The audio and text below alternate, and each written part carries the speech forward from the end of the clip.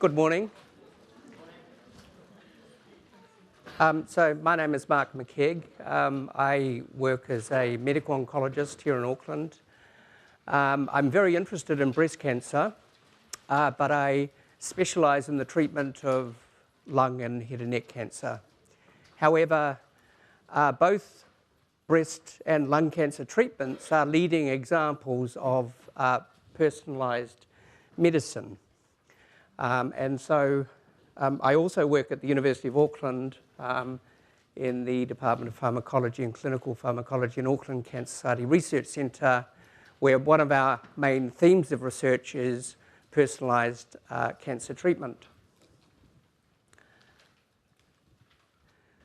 So personalised cancer medicine involves first identifying the key genetic driver of cancer progression, and then using that personalised genetic information to select a treatment to disable that genetic driver and for the treatment of that individual patient. So it involves this, this process here. So firstly, genetic testing of the actual tumour itself, an analysis of the genetic makeup of the tumour, not the person itself. Unlike Ian was talking about analysing the genetic makeup of the person, this is analysing the genetic makeup of the tumour, and then undertaking a test to identify faults in the DNA of that tumour or mutations. And so then many of these mutations actually encode abnormal proteins that sit on the surface of the cancer cell or inside the cancer cell, and they have abnormal activity that stimulate that cell to grow, divide without regard to normal limits. And so the first step in personalised cancer medicine is to undertake this genetic testing to identify cancer genes that are encoding these proteins that can then be targeted with drug treatment to disable that driver and treat the individual patient. And so perhaps the leading example of personalised cancer medicine is HER2-positive breast cancer, or human epidermal growth factor receptor type 2, which is ERB2 here, shown here. This is the basis of genetic testing of breast cancer for HER2 amplification to guide treatment with trastuzumab or Herceptin, which targets the ERB2 pathway protein here. Another leading example is in lung cancer, so trastuzumab has been funded by our friends at Pharmac for 10 years for the treatment of breast cancer. So it was funded in 2007. Another leading example is EGFR mutant lung cancer. So this is a type of lung cancer that is driven by a very closely related genetic gene and protein called EGFR. And so Pharmac funded a targeted therapy for EGFR mutant lung cancer in 2010. So these new targeted therapies that are the basis for personalised cancer medicine have been used in our health system for a number of years. But what have they achieved in New Zealand? I don't think we know for sure is the answer, but how can we find out? So how can we learn what personalised cancer medicine has achieved in New Zealand? And I think we are in a position now to learn about that more accurately and in more detail than ever before, using two different scientific methods. So the first one is called population-based observational research. So, and this is based on using linkage and analysis of routine healthcare data that is collected into electronic administrative databases. So all of us have a unique, we're identified by a unique number called our NHI, or Health National Health Identifier number. So that number is used so that when we go to see the GP or go to the hospital or an outpatient's clinic or have a test, we're not mixed up with someone else, so that it's recognised that we are who we are, and we don't, mistakes are not made in our healthcare. But also what happens as a result of that is that there's a lot of information about your healthcare collected into electronic databases. For example, cancer is a notifiable disease, and death from cancer is legally notifiable in New Zealand, and that information is accumulated in the New Zealand Cancer Registry. So we have very good data. Every time you go to the pharmacy and get a prescription, that is also recorded in another electronic database called PharmS. So to allow the pharmacist to be paid, but that information is recorded. So what this research technique involves is using your NHI to link together these different electronic databases to build up a picture of healthcare utilisation and outcomes. And this can be very useful to understand the uptake of treatments among eligible people. So, for example, do we know how HER2 testing, the uptake of HER2 testing or trastuzumab treatment in New Zealand? We don't really know that. We can also use it to see if the outcomes of New Zealand patients are as good as would be expected from the randomised controlled trials on which the basis for making trastuzumab available in New Zealand is. So those trials were not done in New Zealand, or there would be few or no New Zealand patients in those randomised trials, and so they're not very representative of the HER2 positive breast cancer population in New Zealand. So, and it can also be used to identify barriers to testing and treatment, or limitations, and to improve the healthcare system. The other research methodology that can be used to address this question is clinical laboratory studies. So these are studies of the genetic testing. Genetic testing is the critical first step in personalised cancer medicine. It is the step at which provides access to targeted therapies. If you don't have the genetic test, then you cannot access, for example, trastuzumab. Or if that test is inaccurate, then you maybe the wrong treatment would be provided. So these are really important studies that involve the use of tumour specimens after routine diagnostic testing has been completed to understand what the prevalence of particular mutations is in our population, to understand what the testing uptake rate is, and also to validate the testing accuracy under local testing conditions.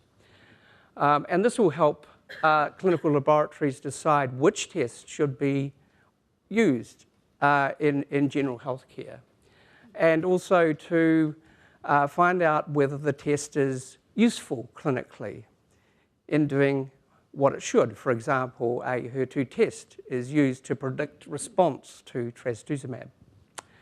So do we know what personalised cancer medicine from breast cancer has achieved in New Zealand? I'm afraid I don't think we do, and this is a really important gap in research and knowledge where I think these techniques should be applied with some urgency, because we really need to know, we really need to find this out. In fact, I think at this meeting we will be hearing later this afternoon some of the first data about trastuzumab use in New Zealand using these sorts of techniques.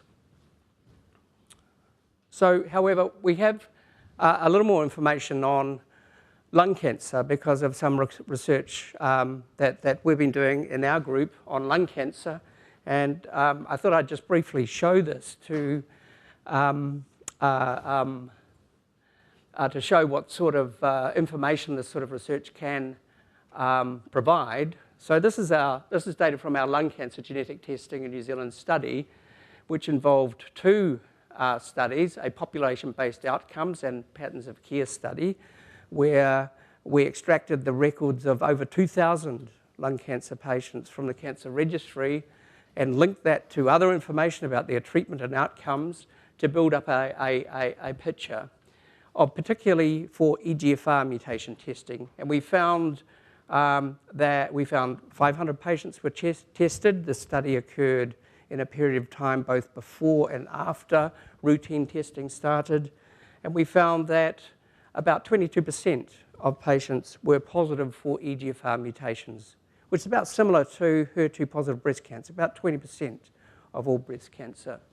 And we also undertook a clinical laboratory test retesting study where we took as many as the samples that we could find that had been referred to the laboratory, and we retested those using a different test to try and verify the accuracy of the testing under local testing conditions.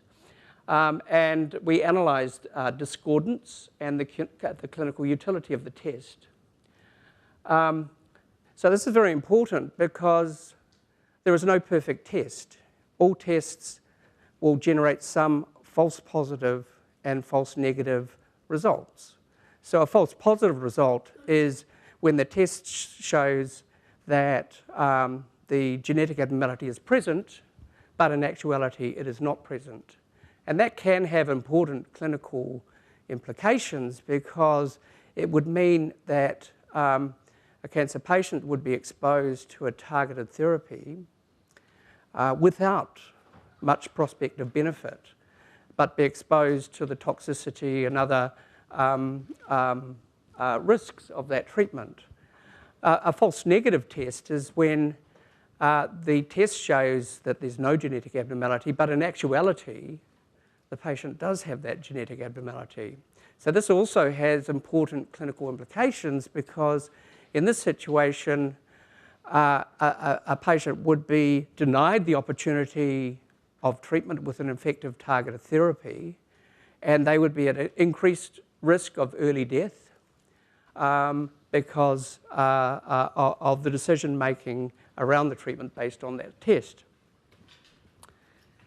So this is some information about our lung cancer study. So this is analysis of the uptake of the EGFR mutation testing in the lung cancer population, the relevant lung cancer population, over a different period of time.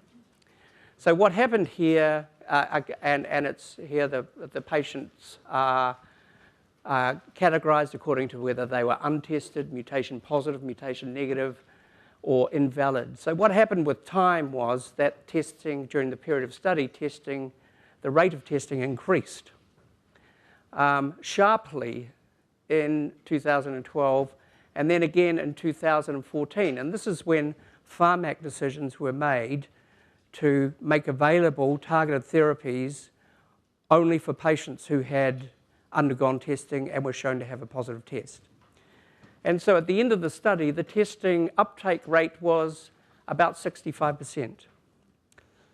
So about 65% of the eligible patients were actually being tested.